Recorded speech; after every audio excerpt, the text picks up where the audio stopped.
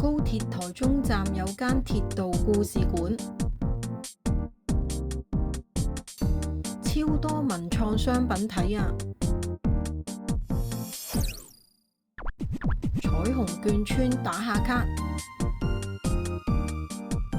台中日式景點刑務所演務場，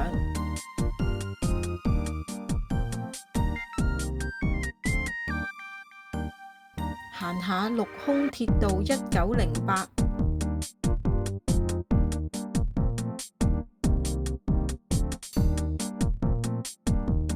台中站鐵道文化園區。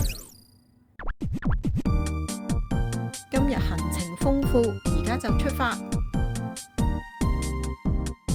鍾意嘅話記得訂閱、讚好、留言、分享。大家好，我係紅豆 T， 今次由台中車站搭去台中高鐵站，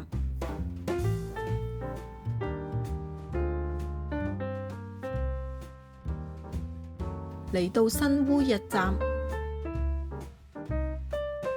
呢個站就有啲樹木做嘅凳，好特別啊！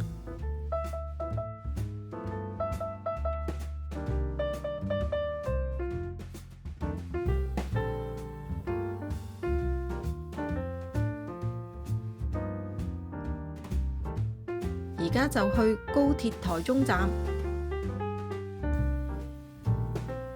出面有好多賣手信嘅攤位。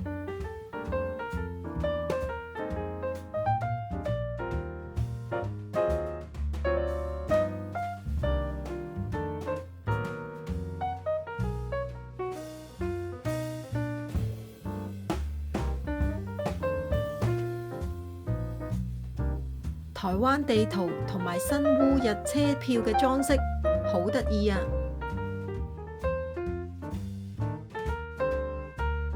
先去食啲嘢，呢間就食麵同水餃。自助區可以攞醬料同餐具。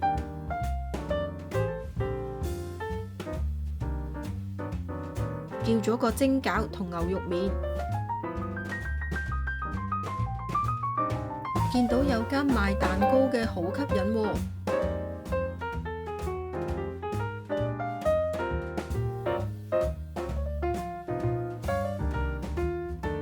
嚟到呢間鐵道故事館，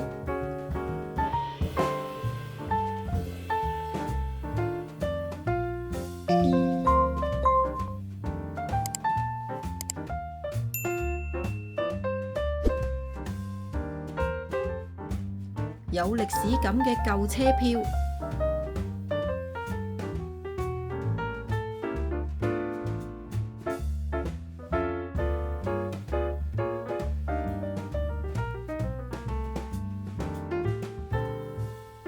以前車廂嘅座位區，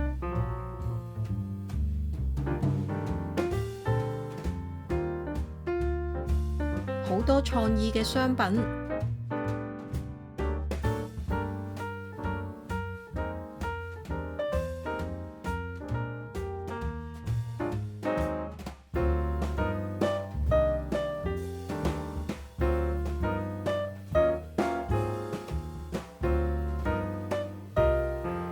磁鐵燈好靚啊！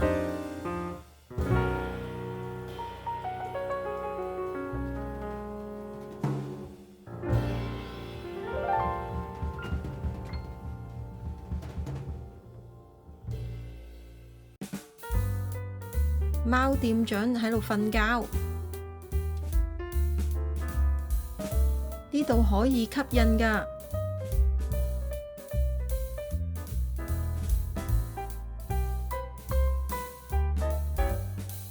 出面都有印級，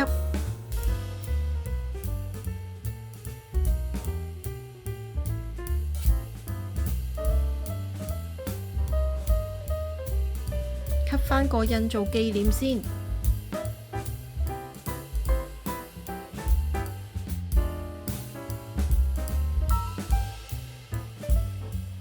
呢度真係好好行啊！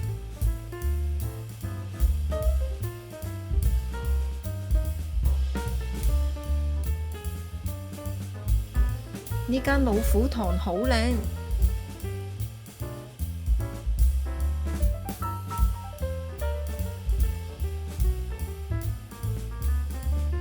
行去高鐵站，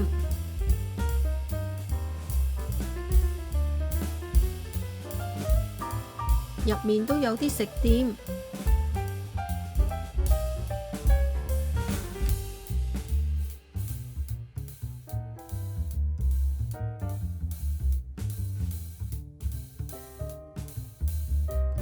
呢邊就有賣手信嘅，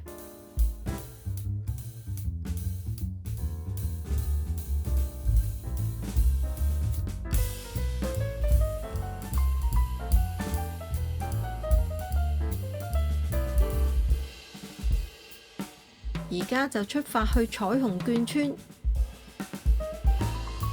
呢邊有巴士上去。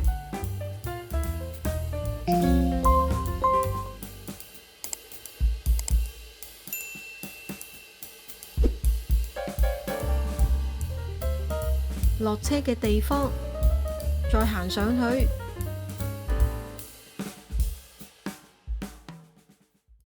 彩虹眷村係一個充滿繽紛童趣壁畫嘅特色景點。創作者係彩虹爺爺黃永阜，香港人嚟㗎。原本係將被拆卸嘅眷村，因為佢嘅彩繪而發起咗搶救嘅活動。最終就被保存為公園。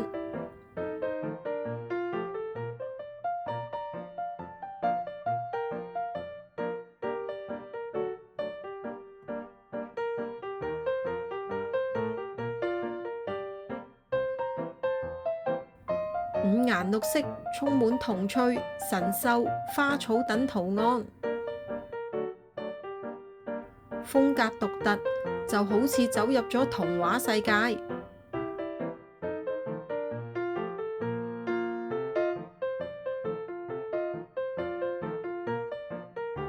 國際旅遊媒體都推薦㗎，呢度係熱門嘅打卡景點。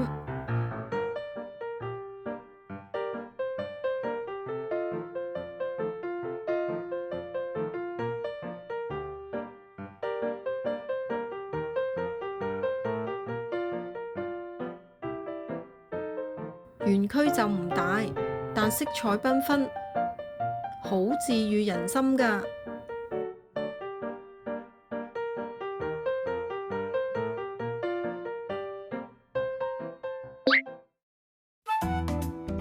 而家就參觀充滿日式風格嘅台中刑務所演舞場。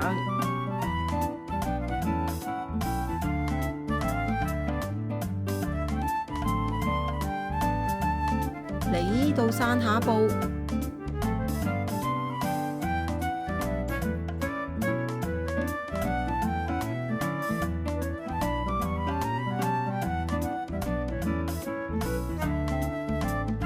有 cosplay 都嚟呢度影相㗎。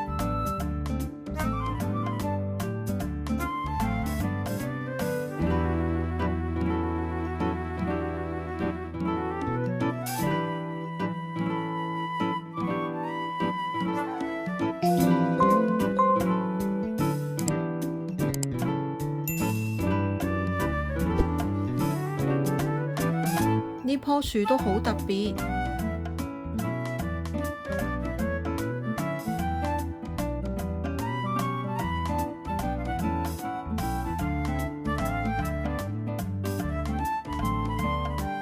入去睇下先。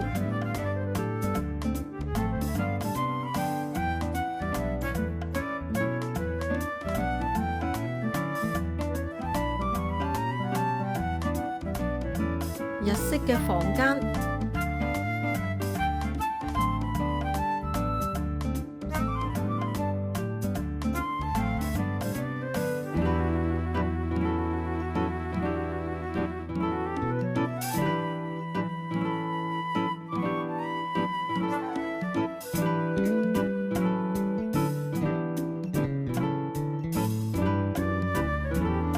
呢棵樹都好厲害喎。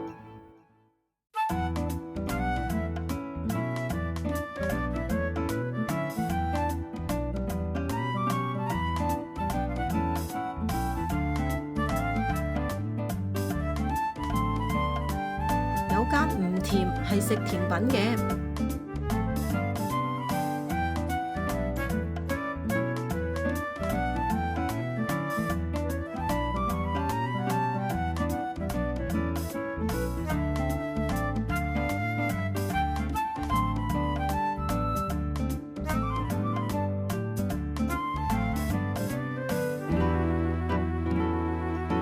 好得意啊！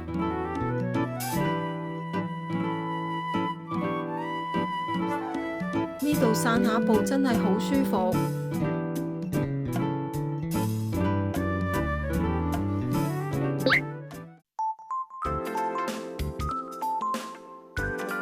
而家就去台中陸空鐵道1908。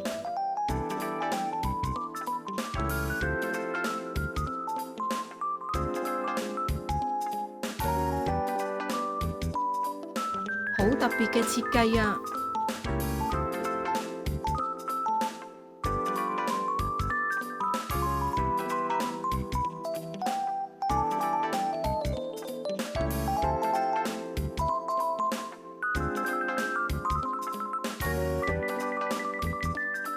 呢度保留咗舊鐵道，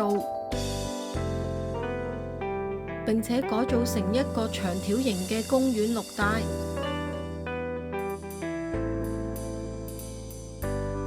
仲有舊鐵道嘅痕跡，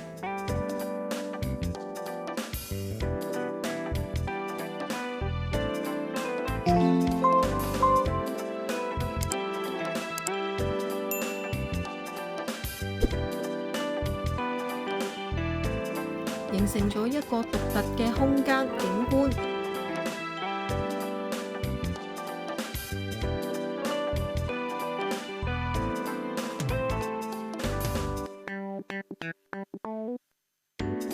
行到嚟鐵綠大街，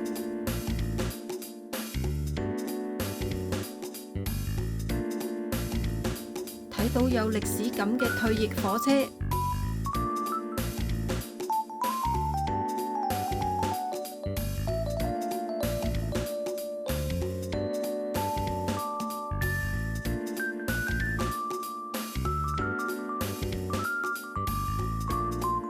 見到有架小火車喎。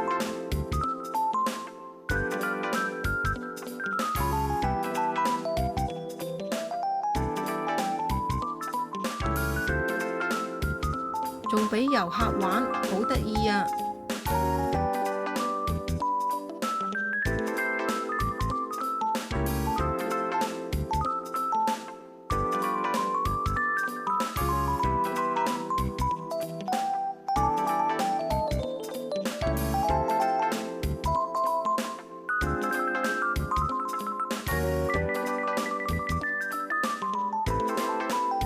呢啲火車廂入邊都有啲紀念品賣。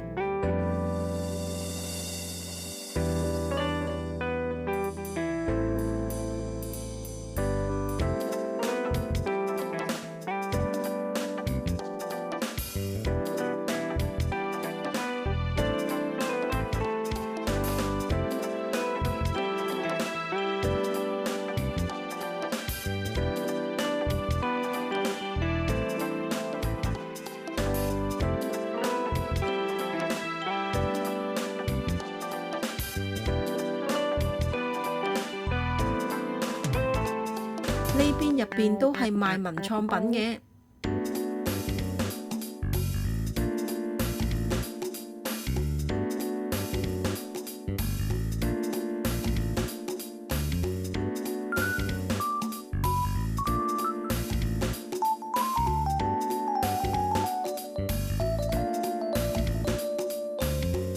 出面都有好多市集攤位。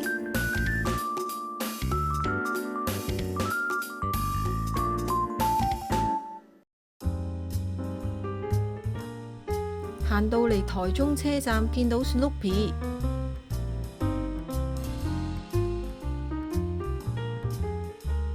呢間旅館嘅外牆設計都好特別，舊火車站嘅外觀，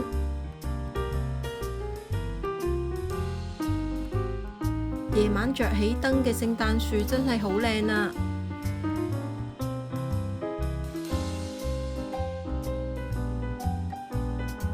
今集就分享到呢度，鍾意嘅話記得訂閱、讚好、留言、分享，再見。